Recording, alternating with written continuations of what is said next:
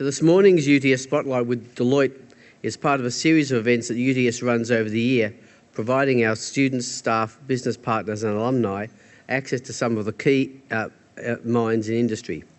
Coming up on the 17th of April, we have Nick Leader, the MD of Google Australia, speaking on the digital economy. And later in the year, the CEO of IBM will be joining us in the Spotlight. So for more information, please stay tuned to the UTS alumni website. As a university that's good to do business with, we are building deep relationships with industry leaders such as Deloitte, using our relevant research and teaching to make a real impact on challenges that face the world. I'm very pleased to welcome Guillaume and Anthony as the latest speakers. They follow global leaders from IBM, Amazon and ABC in the Spotlight. Guillaume is also a valued member of my own industry advisory board at UTS. He contributes a lot to UTS as a great friend and advisor. Guillaume Swiggers has been the CEO of Deloitte Australia since June 2003. His stewardship of Australian practice has led the firm through significant periods of growth. Currently, Deloitte has 512 partners with over 5,700 people and 16 offices across the country, with an expected revenue of over $1 billion this financial year. Anthony Veal leads Deloitte Analytics business in Australia. He has been at the core of developing Deloitte's global analytics strategy. Anthony specialises in utilising data and analytics to grow revenue, reduce costs and plan more effectively and efficiently. I'd like you now to please welcome Guillaume Swiggers and Anthony Veal to the stage. Thank you. Well, good morning, folks, and thank you for the invitation to come and talk to you about data. As you will see throughout the presentation, I'm merely an auditor that has a vague interest in data and has seen the power of it. Anthony actually understands it. As Sir Ross has mentioned, I have been the CEO of Deloitte for quite a while.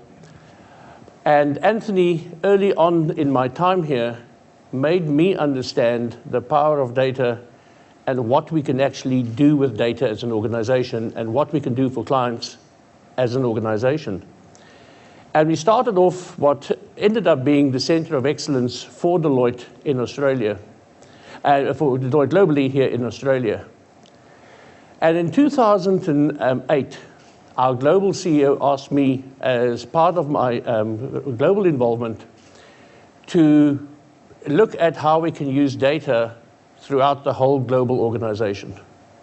At that time, we really had a little bit of work in the US and our business in Australia, and we would not have been able to put together $50 million worth of revenue globally out of our data services.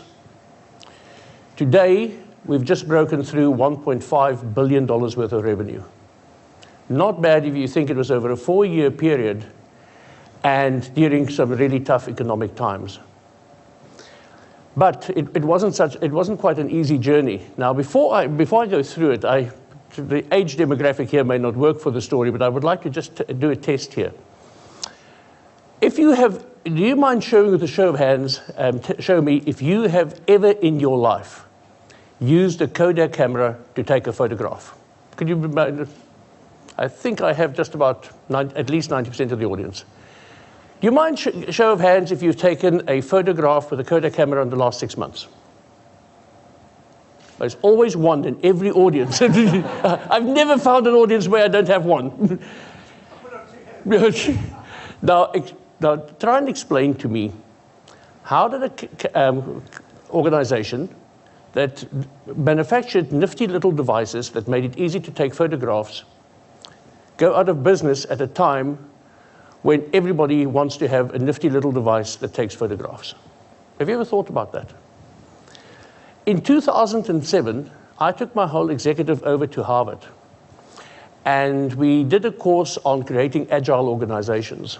And we spent a whole half day on Kodak, on how Kodak in 1993 had the best digital technology in the world. How Kodak in 1993 employed a CEO from outside because he was a digital expert.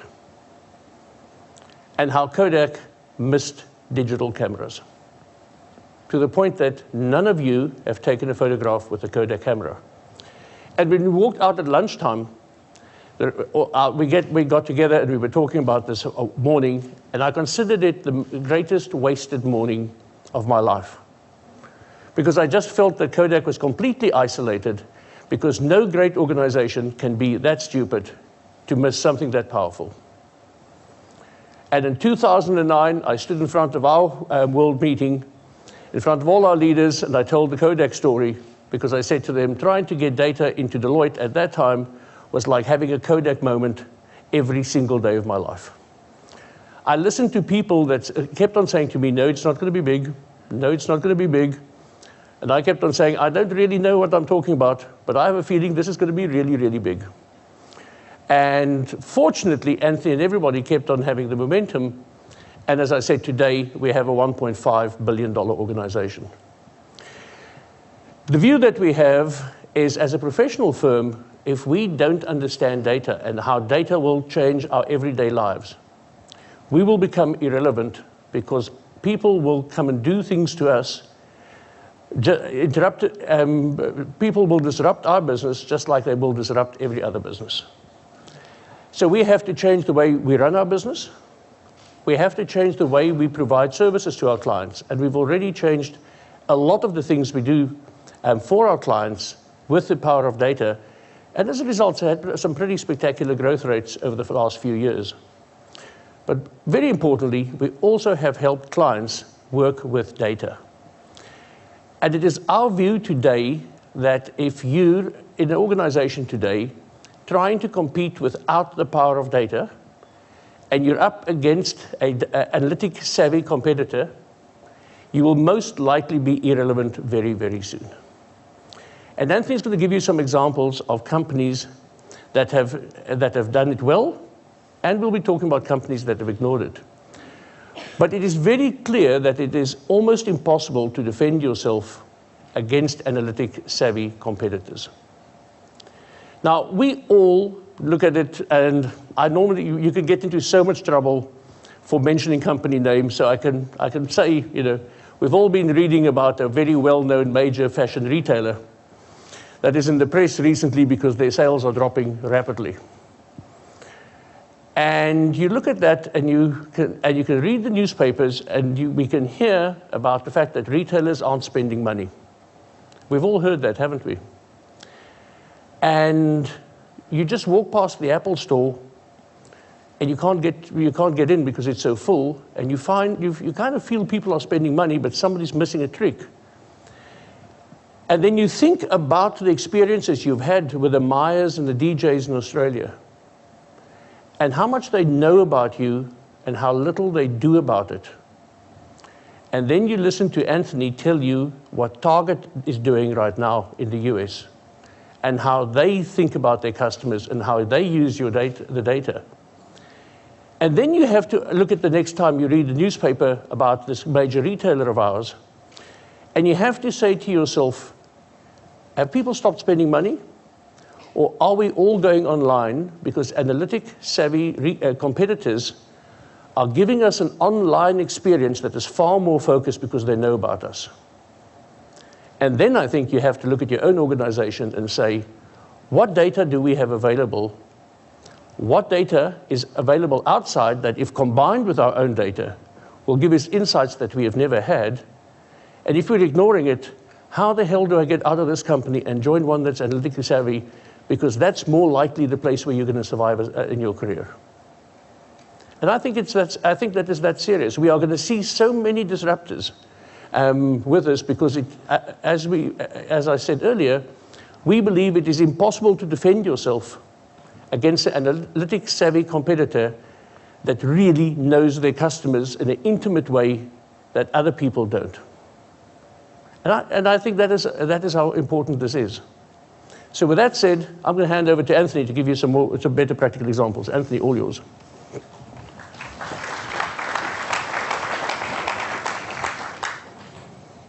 Thanks, Guillaume.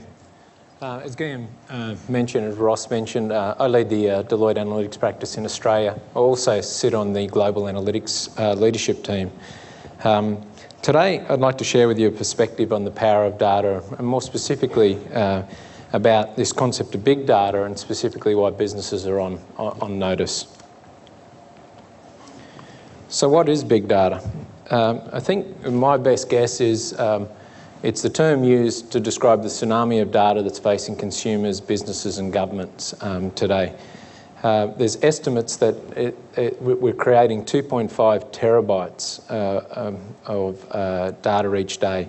And for those of you who are not up with your bytes, so to speak, if you think about your common Mac Pro, which everybody would have or had access to a Mac Pro, that can store about half a terabyte. So in essence, we're filling up 5 million terabytes of data a day across the globe.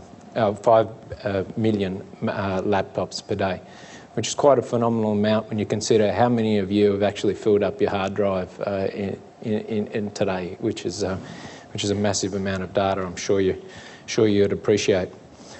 So what's the big deal with big data?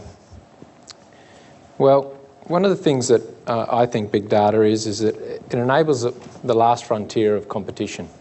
And what I mean by that is that the common basis for competition, if you think about it, the innovative or breakthrough innovation is harder to do and harder to sustain.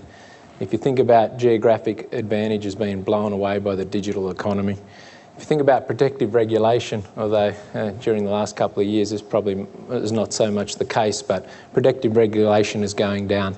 So that leaves one last base of competition that we can see, and that's high-performance business process.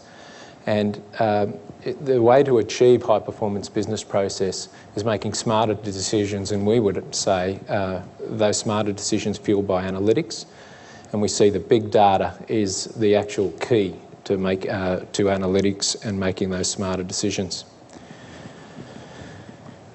Let's just examine a couple of examples if you need convincing about the types of insight that can come from the use of big data. I'm going to give you a business-to-business example that I know and love because I was involved in it, and then I'm going to give you another example in the business-to-consumer space. You'd appreciate that we've got to wait until things go public to share some of the intricacies of what you find, because some organisations, like our own, don't want to share everything all at one time. Let me share with you, I think, the sexiest company that I'm involved with when it comes from a big data perspective. No, it's not the actual toothpaste on the pallet that I'm interested in, it's the pallet itself. I work for a company, Brambles CHEP. CHEP in particular is a global leader in managed returnable and reusable packaging solutions, but most of you would be familiar with the blue pallet. If you're not, next time you're driving down the street, you're going to look on the back of the truck and you're going to notice a blue pallet, I can promise you that. What's intriguing about that blue pallet is that CHEP's business is built on the premise of charging for the use of that pallet per day. So as a result, they have to track what that pallet, where it goes and who has it per day so that they can run their business. The other reason why they track their pallet, because it's an asset like any other asset, you want to know where your asset is so you can collect it. There's about 100 million pallet movements in Australia today of these pallets moving around. And if you think about it, everything that you would have eaten out the front here this morning would have travelled on a pallet at some stage in their life through the supply chain. One of the things that we've been able to do with these 100 million pallet movements across the Australia's supply chain network is that we've been able to measure the shape of that network, the velocity of that network, and how that shape has changed. With that understanding, we've been able to understand how that relates to other things that businesses might be interested in, like what do retail sales look like going forward into the future. And one of the things that we released to the market last year was a forward view on Australian retail sales that we say we can predict on the basis of these pallets moving around the network. And we can do it with scaring accuracy. You could appreciate that with that forward look, what advantage that gives a leader that needs to make decisions in advance of things happening. Let me talk to you about, and this is a great example, in the business to consumer space. Guillaume just mentioned the word target. Don't let the strap line there concern you.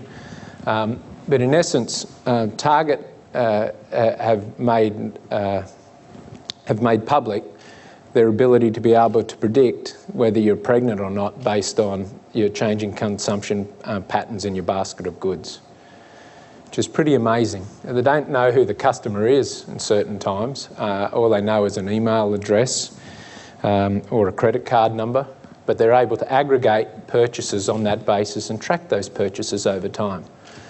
So apparently if you start buying lotions, if you start changing all your products to unscented products, that your chances of becoming, or that you are pregnant, increases significantly. What's equally scary is they claim that they're able to predict the birth date 26 weeks in advance, or the birth month 26 weeks in advance. Pretty amazing stuff. I think this is a great example of how analytics is being used to deliver the strategic imperative of this organisation, which is to own the baby on board market. How better than to own that market if you can see up to 26 weeks in advance who your customer is, or how their need is developing up until the birth. This is the kicker, and I think this is what demonstrates a true challenge, because there's a little twist in this story. As you could probably tell from this headline here. And I think, as I said, it demonstrates where our challenge is for big data. And that is that through this process, Target scored a high school girl with a high rating and started interacting, communicating, marketing to this young lady with coupons, all built around the baby, or the mum-to-be, if you will.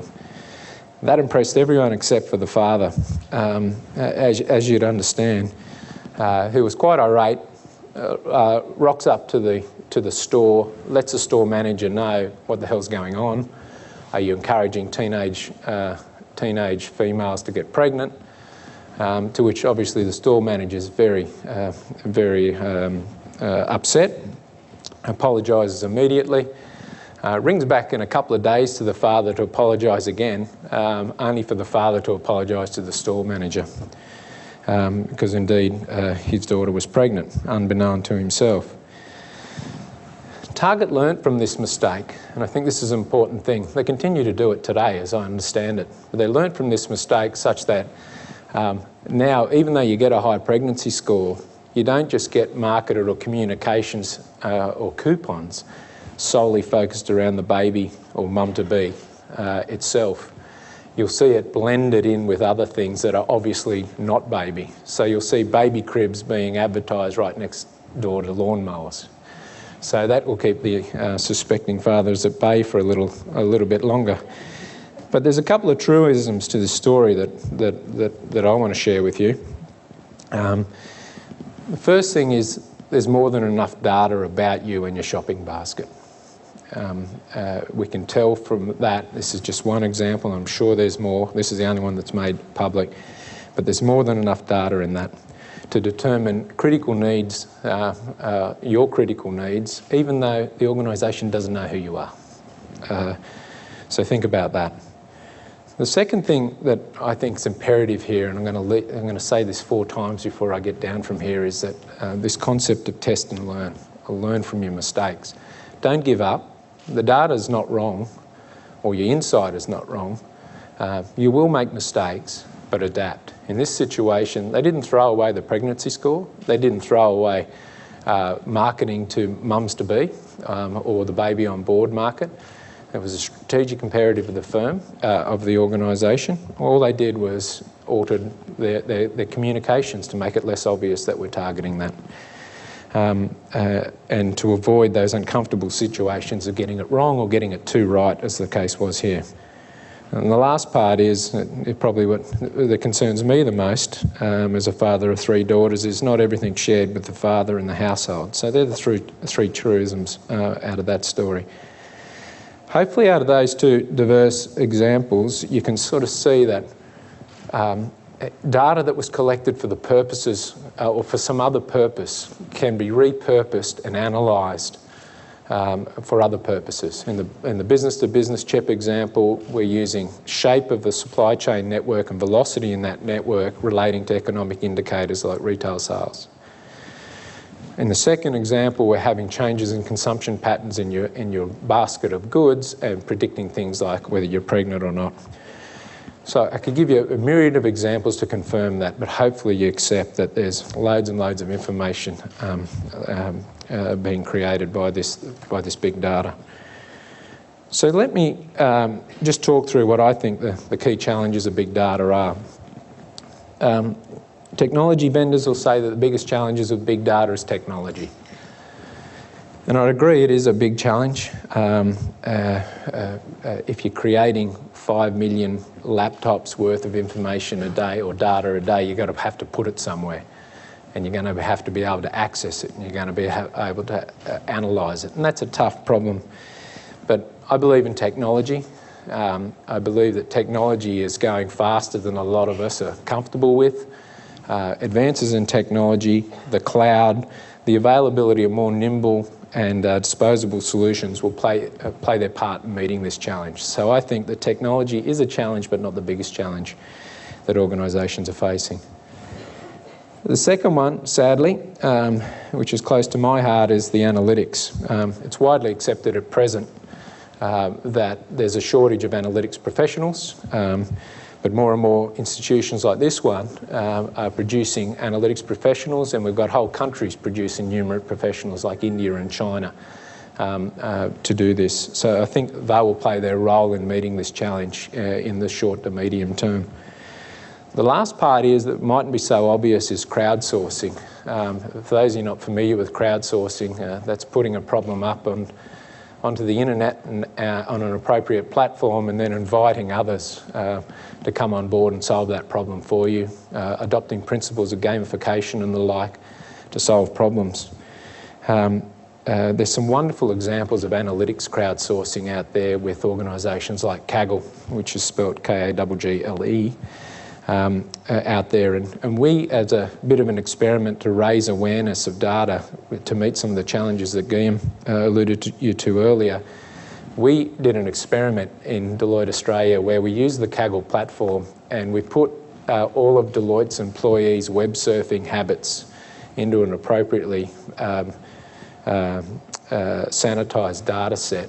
And we basically challenged teams across Deloitte to find the partner based on their web surfing habits. Fair enough, the statisticians and the data miners in the organisations come near the top. But what was interesting to me or startling to me is that with open access to the internet and all the information that provides, technologists and other creative problem solvers outside the areas of maths and analytics were able to pull down all of these different tidbits, tools, methods from the internet, and they weren't too far behind the traditional statisticians and data miners. And that was a bit of an eye-opener for myself as an analyst. What I think the real challenge of big data is agile execution on insight. And what I mean by that is that, particularly in the context of customer, you're going to find more and more that one size fits all, broad brush is not going to cut the mustard. The 80-20 rule is going to be challenged. No longer you'll be able to hide behind that. Mainly in the context of customer is that all the power is shifting back to the customer. The customer or consumer is providing more and more information about themselves. And with providing more and more information about themselves, they have a heightened expectation on how they want to be served. So I can see that aspirational category of one on the horizon here for consumers. And with wanting to be treated like a category of one, that's going to take significant change in the way that businesses run their operations. One of the things that we suggest that you'll need in catering for this category of one is the empowered frontline, the production manager, the sales assistant, the customer service operator. will need to be empowered with the output of the analytics process, if they will. They're going to have to understand the why. Why was this person particularly targeted in that particular way? If you think about it in the context of the target example, how much better could the store manager have reacted if he knew what was actually happening? That this person was scored with a high pregnancy score based on an analytics process. And that's an example of what I would say is agile execution. The last thing is that big data and being created in real time enables you to keep up to date with the consumer's preferences and needs at any minute of the day. So notwithstanding you've behaved in a particular way, for the last 5 years, big data will know at that minute that you've changed, got pregnant. That's a pretty dramatic sort of impact and a change in your needs at that particular time. So they're the three things that I put under the basket of agile execution. One, being able to get more granular and focus on the points to create competitive advantage. Two, empowering your front line to make the decision based on the outcomes of the analytics process. And three, being able to stay relevant to the minute as opposed to more traditionally might have been more relevant to the 12-month or 18-month process when you'd go and ask your customers again what they were after. The other thing that I want to point out for the executives in the room is I'm of the belief that excuses for poor executive decisions are disappearing as fast as big data is growing, which is pretty scary. And what I mean by that is that everything can and will be measured. Time and time again, we get asked in our organisation to come into organisations and ascertain what was known at a particular time and whether or not that information should have been relied upon to make a decision or not. So data is available more and more, and it's not just data within your four walls of your organisation, it's what's external to the organisation, particularly when you start looking at social media or the impact of social media. People outside your organisation know what's happening within your organisation without even access to the internal information. So definitely there's a data availability is definitely there. The second one is data quality. I haven't seen an organisation that has a perfect data set. If you think about the Target example, they didn't know who this girl was. All they had was an email address, yet they were still able to do something there. Data quality is not an excuse to poor decision making. There's just too much data out there that you can use to create the insight that you need. And as mentioned earlier, that access to information is there in the public domain. So the clock is ticking for those leaders who choose to ignore big data and continue to run their organisation on gut feel or the way they've done it for the last 20 years. So what should you do about big data? Well, I just want to leave you with 5 things to consider. First one is what I call enterprise-wide analytics.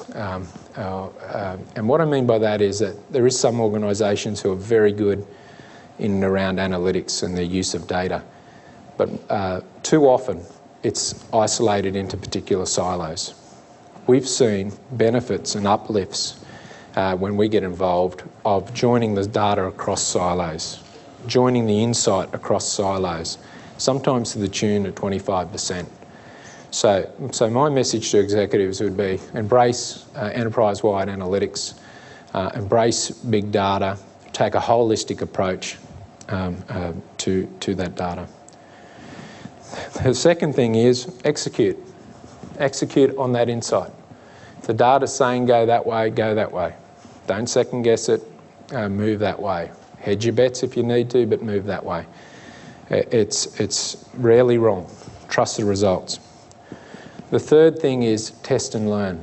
You flop on the first one, learn, refine, adapt, move on, do it again. Keep on doing it. It's an iterative process. The last part is empower the front line.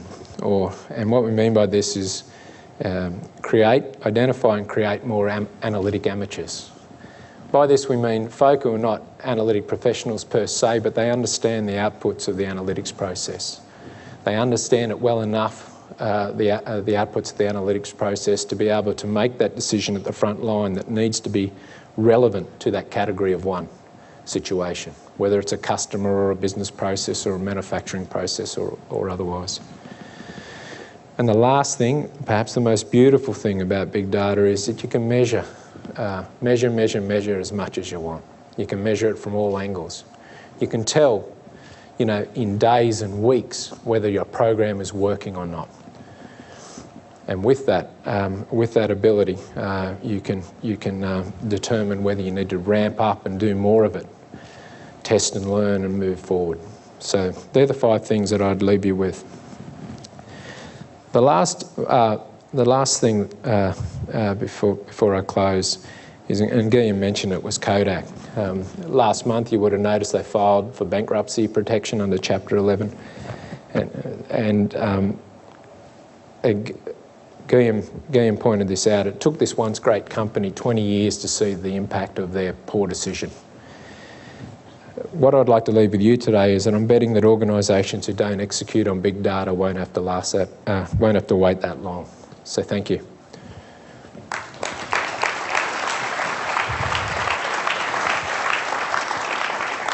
So just to close, and let's stay with the Target example.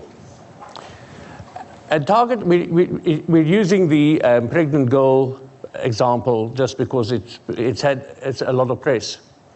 But if Target knows that much about the female pregnancy and within a month can predict it, and continue to build a relationship with this customer on a one-on-one basis based on exactly when she's going to be expecting the baby, being able to sell her and hopefully the husband all the appropriate things at the right time. How would you like to work for the competitor that is trying to defend your market share in baby goods against an analytic savvy customer like that? It is almost impossible. Now imagine if they start building the same relationship with every one of their customers. And then you go back to our retailer. Our retail slump in this country has got nothing to do with my wife's shopping habits. She has done her absolute best to stop this from happening. And notwithstanding her desperate attempts, I cannot see a single retailer in Australia that has decided to work out how my family shops and to try and build a relationship with us on a very specific niche. But our online suppliers have developed that.